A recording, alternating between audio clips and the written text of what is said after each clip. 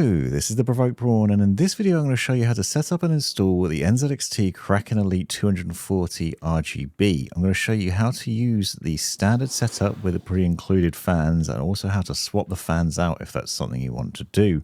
I'm going to show you all the different wiring and things you need to know for both Intel and AMD builds, and uncover all the little details there, and so I'll leave timestamps so you can jump to those relevant points in the video as we go through. I'm also going to show you how to side mount the radiator and how to top mount it and the logic for that. So stick with me to see it all. Now, as standard, you get a single frame fan included with a 240mm all-in-one cooler, which has one connector on it. I'll show you that in a minute. You also obviously get all the accessories for mounting it in both Intel and AMD builds. And I'm going to show you the logic for the most recent sockets of those two variations. It's also worth noting that the cooler does come with pre-applied thermal paste, so it's already there, and there's a protective plastic cap over the top of that, which you won't want to remove until in the middle of the build, so you don't damage the thermal paste. So when you're ready to install it, that's when you want to take this cap off. I'm just taking it off there to demonstrate how you do it and to show you that, but you don't want to damage that paste, so take care with that as you go through. Now, for a standard top-mounted installation where you're going to be using this as an exhaust radiator, you want to make sure that the fans face towards you so that you see the front of them. So copy what I'm doing here. Pay attention also to where the fan cable is coming out of the fans, because you want to think about that logic, and I'll show you what I mean by that in a second. So what you want here is this little bag of accessories, which includes the long radiator screws, so you can see the long screws here. One thing you'll note is there's a lot more screws than you're going to need, because the single frame fan in this setup only actually requires 4 of these screws, and as you can see there's a lot more. That's fine because you could use them for a push-pull setup, but also it's basically there in case you want to swap out for other fans, or if you basically had a larger version of this cooler instead. So NZXT just included a standard amount of screws for it, but it would mount to the radiator through the fans, as you can see here, with just those 4 screws as standard, screwing in there really easily. So that is exhaust radiator now, it's worth noting, and I'll show you what I mean by that a little later on. Then you have this breakout cable, which is one connector on one end that plugs into the radiator itself. You'll notice a large fat connector here with a different shape on either side. This plugs in just between the tubes, as you can see here, and it connects up, and then it controls the screen, the power, and all the things pretty easily. You do need to take care when inserting it though. You need to make sure you're putting it in the right way round and that it's fully seated. Take care to make sure it is clipped all the way in. So you want to make sure that's fully pushed in, otherwise you might well have problems with this. I mentioned this because I actually did have issues with it initially when I did it in this build. You will see that it's come up with 00 degrees as the liquid temperature. This was an indicator that there was something wrong, and the PC wouldn't boot because the CPU was overheating because the system wasn't working properly and it wasn't cooling efficiently. What you want is a situation where it actually gives you a proper readout of the liquid temperature as standard, which in this case was 29 degrees C. If you see 00, that's an indicator that you've not plugged the cables in correctly and it's not fully seated. So from that breakout cable comes a number of other connections on the other end, one of which is this flat connector. This allows you to plug the connection from the fan into the breakout cable, so the fans are then connected to this, which means they're then powered through the pump and through the system, and it's all just connected up really easily. So it's one circuit of connections. Then you have a number of other connectors here which need to be connected up as well. USB connection, which is important to plug in down the bottom middle of the motherboard, because this will ensure that you can control the RGB lighting and the display on the cooler as well with NZXT's CAM software, which I'll show you at the end of the video, and you make sure that's fully seated down there and pushed in.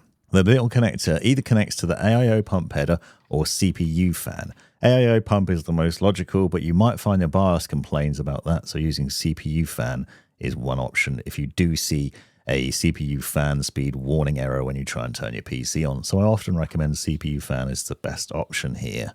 And then you have a SATA power connector, which is important to connect as well to make sure the whole system gets enough power for the pump, for the fans, for the lighting and more. So for demonstration purposes, I'm using Corsair's RM Shift power supply unit here, but any power supply should have this included with it. The SATA power connector is the flat connector that you can see here that you would use with an SSD or a hard disk drive or other devices that require it. You'll often have a cable that looks like this with a connection on one end that plugs into the power supply and then multiple connectors along it that allow you to plug in several different devices to it. You plug them into the SATA and PATA ports on the power supply end, and then you have a choice of where to plug in the other things. So obviously you can plug an SSD into it, and in this instance I'm using the connector on the very end of the cable to connect this SSD to it. But then further down on one of the other connectors we can plug the Kraken cooler into that, and you can run those things just fine. It is very important that you do make sure it is plugged into power though. Otherwise, the display might not work properly, the pump might not get enough power, the fans might not spin, so that's a big indicator of issues. Now, obviously, I've shown you all the steps for doing this outside of the case, but what you'd actually do is install your radiator and the pump block, and then go about plugging all these cables in and make sure they're fully connected, especially the SATA power, but all the other ones I've shown you as well. And this applies whether it's AMD or Intel, whichever one you're doing. So now we're going to start with the preparation of the AMD motherboard. So I'm using a B850 BTF Wi-Fi board for this demonstration, which is an AM5 socket motherboard. This will work with a variety of motherboards though. If the AM5 socket, which is the latest, then this will work just fine. If you haven't done it already, now's the time to install your CPU. So lift the little lever, lift the latch from the CPU socket, then gently insert the CPU, copying me as I'm doing it here, but be very careful not to drop it into the socket because you will damage the pins and that could be a problem. Put the hatch back down and the lever back in place, and then your CPU is secure. From here, we then need to remove the standard pre-installed bracketing that came on the motherboard. So there's 4 screws to remove from these black plastic clips and then get them out of the way. I'd recommend putting them in the motherboard box or somewhere safe in case you need them in future, but you won't need them for this build. Instead, what you're going to need is the little bag marked AMD socket AM5 standoffs, and these will be used in place of what we just removed.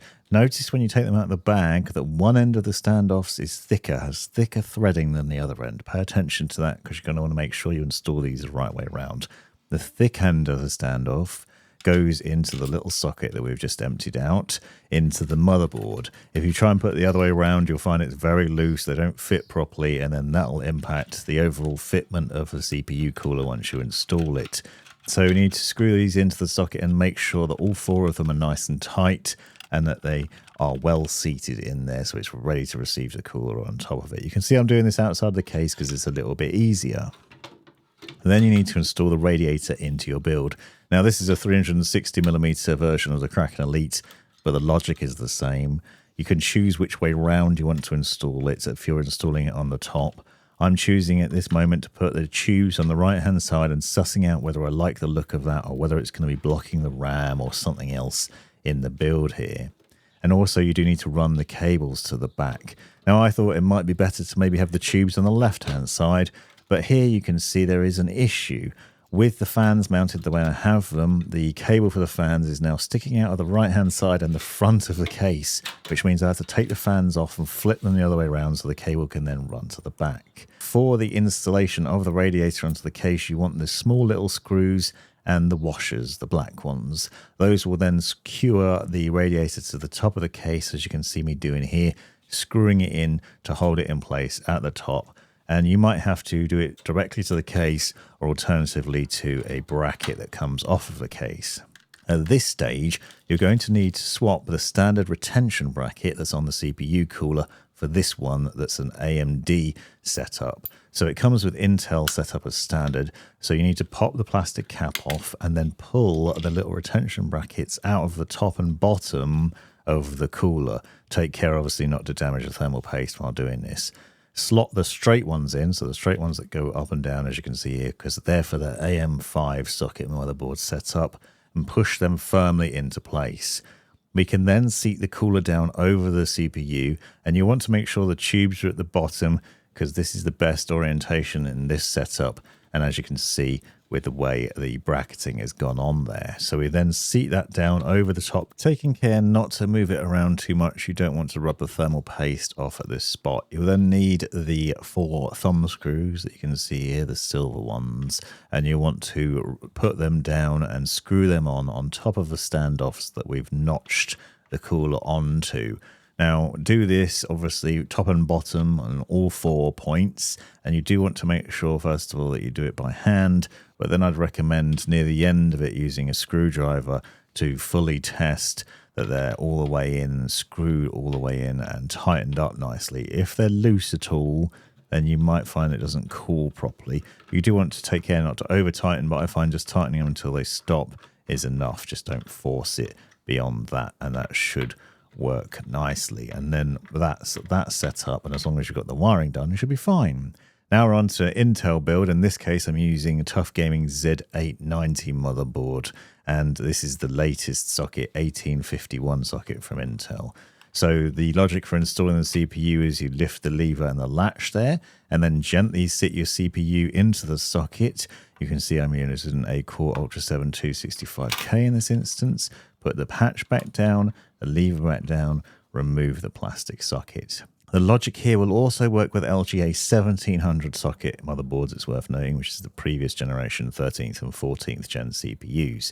You need to remove the sticky plastic cover from the back plate that you can see here, and then adjust the back plate to fit through the holes. Now this needs to be installed on the back of the motherboard.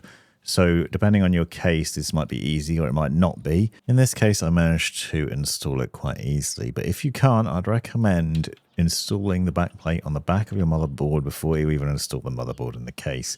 Sometimes it's just fiddly if you have to do it behind the motherboard while it's in the case, and it's just not worth the hassle, so it's much easier to do now. Now, with that installed on one side, you need to put the standoffs on the other. So look for the Intel 1700 socket standoffs. These screws will then screw into that backplate that we just put in place. These screws are threaded the same on either side, so it doesn't matter which way around you put them in, but you install them into the silver standoff that you can see pointing out around the CPU socket. So they'll just screw into that bracket. You need to make sure all 4 are secured here and that they're nice and tight, so it's easy to screw those in and then mount your cooler over the top, and it won't be loose once you get to the stage of installing it. And you can make sure that it's set up properly and fully secured for good cooling contact, which is obviously important. Now, you might find that you have to mount your radiator to either directly to the case or to a tray. I'm showing you a 360mm Kraken Elite here, but the logic will apply the same if you're putting a 240mm Kraken in. You use these little washers and the small screws that are included with the Kraken to basically secure it along multiple points across the top. In this instance, I've got a removable radiator tray that I'm using here to secure the Kraken to it.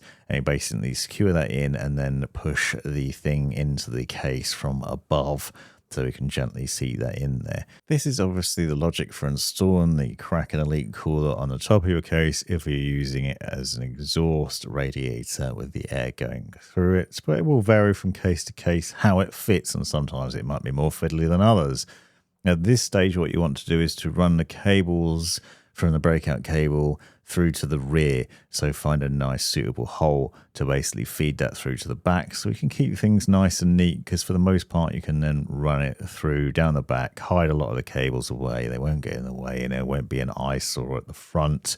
But I recommend doing that during that process so it's easier. Then remove the plastic cap and seat the cooler down over the standoffs that we put in place earlier on. Notice to take care here not to wiggle it around too much so you don't damage the thermal paste, and then use the silver thumb screws to secure corner to corner. I'd recommend going diagonally, so from bottom right in this instance to top left, and then repeating that process across the other 2 until all 4 are set up. Use a screwdriver to tighten them up so they're fully secured, and just keep going until you can't tighten anymore without overdoing it and forcing it to the point you break it. Now, you can instead mount the Kraken on the side and also perhaps swap out the fans. So if you are doing this, I'd recommend using intake fans instead, because it will keep the thing cooler. So I'm using reverse blade fans, because they have a different airflow direction. I want to put infinity fans on it so that it matches the rest of my build. I've got a separate wiring guide on Lian Li's infinity fans. The point of this video is to show you how to use them and the logic behind it, but I've gone into a lot more depth on that, so I'll link to it in the description. But you take your two fans and click them together. These are obviously 120mm reverse blade fans. And then we have the connector here, which you can see has two cables on it. So this is a wireless receiver, which you plug into one end of the fans, and then it connects directly up to the motherboard to supply the power. Now, obviously, I'm using Lian Li's fans as an example here, but you could theoretically put any fans you like onto the radiator as an alternative to the pre-included single-frame fan from NZXT, as long as you have a simple logical connection like this, and I'll show you what I mean in a second. But essentially, this doesn't require a controller, which makes life really easy. So it plugs in here, and then you just have those connections to connect up to the motherboard for power and RGB lighting, and then you use the wireless dongle separately to control the effects in L-Connect. So in this instance, the two cables from this, I'd recommend plugging into the CPU fan header. So CPU fan and CPU optional for those two connections. The 4-pin cable one to CPU fan will be the most logical, and that'll ensure the power's set up there, and then the pump just connected to AIO pump header instead. So for this build, I'm using black fans on a white radiator, which I know isn't ideal, but I'm using it in a black case. With these fans, you also have to remove the screw covers before you can put the screws in, and think about which way around you want the fans installed for the connector and where that's going to sit. We also are going to use more screws to install these fans onto the radiator than the 4 you would use with a single frame fan, because obviously there's 4 screws per fan in this instance. But luckily, NZXT's included plenty if you do want to do this, so you can easily put all of the screws that you need in for this. In fact, probably more than that as well. You could probably do a push-pull on the other side with 2 additional fans if you wanted to, so you could have 4 fans total on this cooler if you have the ability to do that in your case and in your build, but I'm not doing that in this instance. So we put the connector on the other end, and then that's set up. Now, obviously, you won't use the single flat connector on the Kraken breakout cable anymore, so that's no longer connecting to everything in terms of the fan wiring, but all the other cables will still need plugging in. Then we're going to seat it into the case and work out which way around it goes. Now, don't worry about the position here, because the pump is not the highest bit in the system. You can see that that's in the CPU block, so it's not the highest bit there, so you don't need to worry about air getting caught in the system. I've mounted it with tubes at the top, which it may be preferable depending on the case you're building in. You can see it worked nicely here, especially with the vertical GPU setup that we've got going on here. But I did find that I didn't really like the look of it. I felt like the tubes just stuck out a bit too much, and because it's white, it stands out more in the build. Doesn't look as good, so I wasn't 100% happy with this. So what I wanted to do was show how it's possible to have the radiator the other way up if you prefer. So what you do in this instance is I'm just removing the breakout cable temporarily, unscrewing the cooler from the side of the case, flipping it over, and remounting it so it's at the bottom. Now, you'll probably do this as standard in the first instance. So what you do is you use the small screws to secure it to the back of the case onto that rear fan tray, and we secure it there through those little holes in the various different points. But we're putting the tubes at the bottom this time instead, and obviously we need to make sure all the cables are still fully connected up, but the tubes are at the bottom here, and the pump is still not the highest point because it's in the middle of the case, as you can see here, so it's not a problem there. The nice thing here is you'll notice now the tubes are all hidden behind the vertical GPU, so you can't really see them. They also aren't interfering in this build, so you can see from this angle that they're not getting in the way. They're not pressing up against the GPU too much. You're going to have to experiment with the case you're using to see whether it fits as well as it does here. It might not. And it's also going to depend on the thickness of your graphics card and where it's positioned. So it varies. It's worth checking these things out. Now, once you've got into Windows and you've got that set up, download NZXT's CAM software. And from there, you can select the cooling that you want to happen on the Kraken, both on the pump and any NZXT fans you've got in the system. This will only work with NZXT's fans, it's worth noting. So if you put different fans on there, then you'll want to control them separately with other software. In the case I'm using, for example, it will be L-Connect. But you can choose from various different cooling profiles in here. And silent is one of my favorites because it means the Kraken cooler and any NZXT fans you're using run nice and quietly. You can also adjust the fans to respond to either CPU or GPU temperature, depending on where they're positioned in the case. I've got a separate guide on the single frame fan wiring, so if you want to use single frame fans in your system, check out the links in the description to the full guide on those. From the display section in here, you can see you can adjust various different things. You can turn the logo on and off, for example. You can adjust the background. You can choose from the different visualizations. You can choose what the primary reading is. You can choose single infographic, dual infographic, triple infographic. There's loads of different options in terms of what you do with this display. You can also rotate the display if necessary, if you've installed the pump in a different way. And you can put GIFs on there as well. So you can choose to browse a bunch of GIFs or upload your own and have various different things in there nicely too. So there's lots of different options with what you can do with it. If you look at the top, you'll see that there's a lighting profile under the lighting section as well, which you can choose from various different effects that then just apply to all the NZXT fans in your system. So if you built an NZXT case and you have loads of the single frame fans, for example, all connected up to a controller, you can control all the RGB lighting of both the fans in the system and the ones on the Kraken cooler with just a few clicks and get some nice synced up RGB lighting effects there really easily. So it's very easy to control all this stuff, as long as you've got CAM downloaded and installed and you followed all the wiring and setup that I showed you earlier on. So very straightforward there. Hopefully this has helped you craft a good looking build that you're happy with, and I'll talk you through all the things that you need to know about the installation. Don't forget I'll link to videos related to this in the description that might help if you need help with any of the fan wiring, whether you're using Lian Li fans or NZXT fans, for example, and the setup of other things, and where the best place is to position your cooler. If you'd like to see the thermal performance of how this cooler got on and the side-mounted intake setup in this particular case, check out the review that I did on the Lian Li Mini V2, because I did a thermal performance test on there. Well, I'm happy to report that I got around 60 degrees C on the CPU and the GPU, and it ran really well. This has been the Provoked Prawn. Thanks very much for watching. You've made it right to the end of the video, you brilliant legend you.